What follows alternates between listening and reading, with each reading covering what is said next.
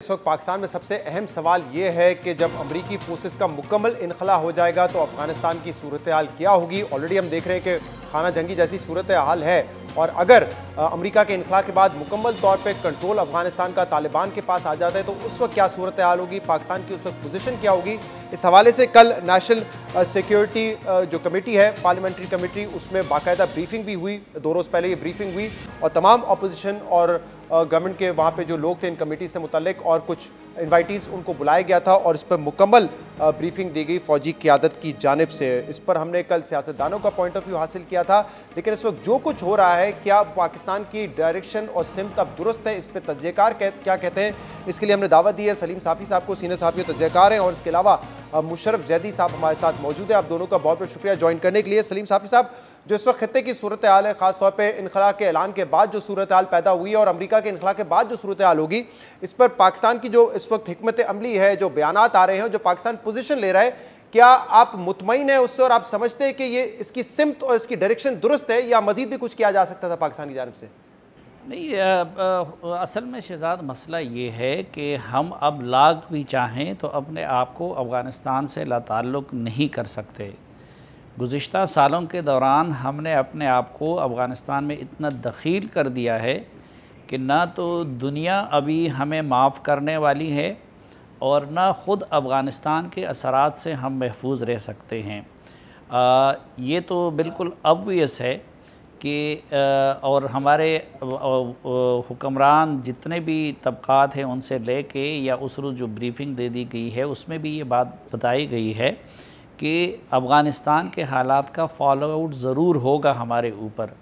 تو ہم ان حالات میں اگر ہم یہ کہیں بھی کہ ہمارا کوئی فیورٹ نہیں ہے، ہم کسی کا ساتھ نہیں دیں گے، تو ہم بہرحال اثرات سے محفوظ نہیں رہ سکتے۔ دوسرا، میں تو بہت زیادہ پریشان ہوں، اور آج سے نہیں ہوں۔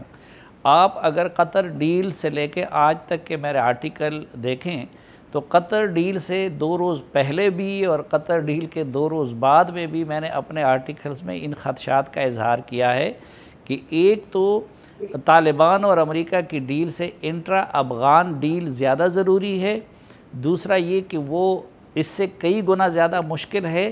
لیکن اب تو یہ لگتا ہے کہ امریکہ جس طریقے سے جا رہا ہے یا چلا گیا ہے تو امریکی افواج تو نکل گئی لیکن امریکہ نہیں نکل رہا، اور افغانستان میں مکمل ہمیں خانہ جنگی اب یقینی نظر آتی ہے۔ لیکن صاحب اس میں آپ نے بالکل درست کہا کہ جو ماضی ہمارا رہا ہے، جو ماضی کی پالیسیز رہی ہیں، تو اب یہ ممکن نہیں ہے کہ ہم اپنے آپ کو اگر کہیں کہ نیوٹرل ہم کھڑے ہوں گے تب بھی اس کے اثرات آئیں گے۔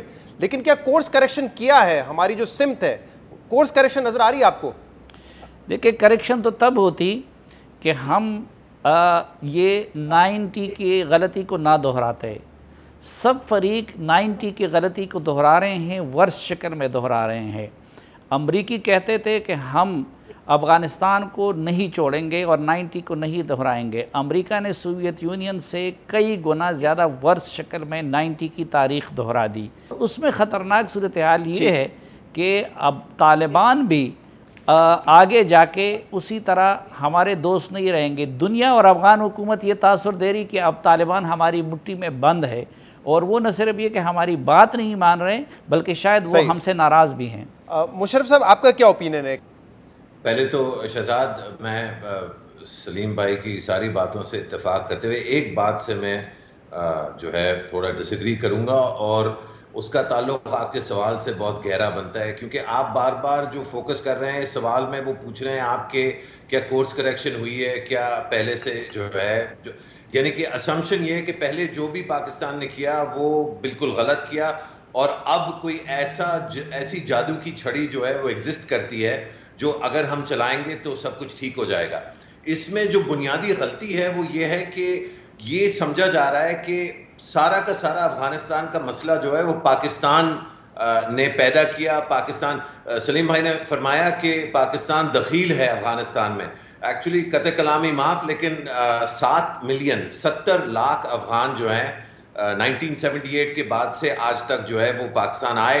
اس وقت 2.5 ملین 25 لاکھ افغان شہری جو ہے وہ پاکستان میں موجود ہیں۔ تو کون کدھر دخیل ہے یہ ایک طرح سے واضح بھی ہے، لیکن اس پہ کلیئرٹی اور زیادہ ہونی چاہیے۔ ہاں، کیا پاکستان نے ہمیشہ بہترین، افضل یا احسن فیصلے کیے؟ نہیں. اور اب یہ جو موقع ہے، اس موقع کو گنوانا نہیں چاہیے پاکستان کو. صرف یہ کہہ دینے سے، یہاں پہ میں مکمل اتفاق کرتا ہوں سلیم بھائی سے، صرف یہ کہہ دینے سے کہ ہم جو ہے ہم کسی کے ساتھ نہیں ہیں، افغان آپس میں جو ہے بات کر لیں، ہمیں یہ پتہ ہے کہ وہ بات نہیں کریں گے، وہ ایک دوسرے سے جنگ لڑیں گے. تو اس میں پاکستان کے پاس وہ کیا کیا چیزیں ہیں جو پاکستان جو ہے وہ کنڈیشن بنا سکتا ہے تاکہ وہ مل کر بیٹھیں. سب سے اہم یہی جو امریکہ کو جو ہے ناگزیر تھا اور افغانوں کے لیے بھی وہ بالکل امپاسبل ہے اس سے بچنا، اور وہ یہ کہ پاکستان کا جو لینڈ روٹ ہے it is the shortest and cheapest way کہ افغانستان باقی دنیا سے تجارت کر سکے. تو وہ 1978 میں بھی سچ تھا، 1998 میں بھی سچ تھا، 2008 میں بھی سچ تھا، اور آج بھی سچ ہے. اس کا بہتر استعمال بجائے اس کے کہ وہ یرغمالی طور پہ اس کو دیکھا جائے یا پاکستان کے لیوریج کے لیے دیکھا جائے، یہ لیوریج افغان عوام کے لیے استعمال ہونا چاہیے. اور یہ پاکستانی، ان کی جو بہنیں اور بھائی ہیں یہاں پر، چاہے وہ ریاست میں شامل ہوں یا عام پاکستانی ہوں، یہ ایک پاکستان کی طرف سے افغانستان کے لیے ایک پرماننٹ فیسلٹی ہونی چاہیے کہ جب بھی پاکستان لیوریج استعمال کرے گا تو وہ جنگ بندی کے لیے استعمال کرے گا، امن کے لیے استعمال کرے گا، اور افغانوں کے جو پراسپیرٹی ہے، جو ان کی معیشت ہے، اس کو بہتر کرنے کے لیے کرے گا.